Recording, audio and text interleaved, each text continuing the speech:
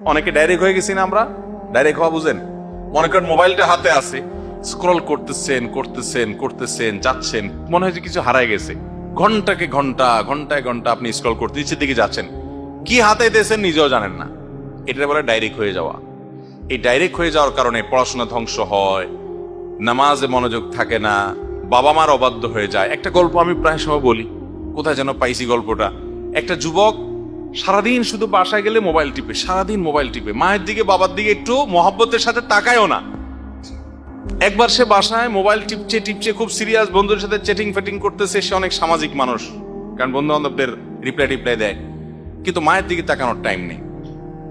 হঠাৎ করে মোবাইলটা ধপাস করে রেখে মায়ের দিকে তাকায় আসে, নির্মল এবং পরিষ্কার একটা হাসি দিয়ে দিছে। তার হাসি দেখে মা অবাক হয়ে বলতেছে, কি ব্যাপার বাবা, কতদিন হয়েছে তোমার এরকম একটা হাসি দেখলাম না, এত সুন্দর করে হাসি দিলে কাহিনী কি? বলে, মা মোবাইলের চার্জ শেষ হয়ে গেছে। চার্জ যদি শেষ না হইতো তাহলে তোমার দিকে তাকানোর টাইম ছিল আমার? যেহেতু মোবাইলে আতাইতে আতাইতে চার্জ শেষ, কি আর করবো এখন, তাকে হেসে দিলাম তোমার দিকে। এ হলো আমাদের যুবক ভাইদের চরিত্র। ভাইরা আমার, এই মোবাইল, আমি একটা কথা বলি, এর ভার বহন করা দুনিয়াতে অনেক সহজ হলেও আখেরাতে এর দায়ভার বহন করা অনেক কঠিন হতে পারে।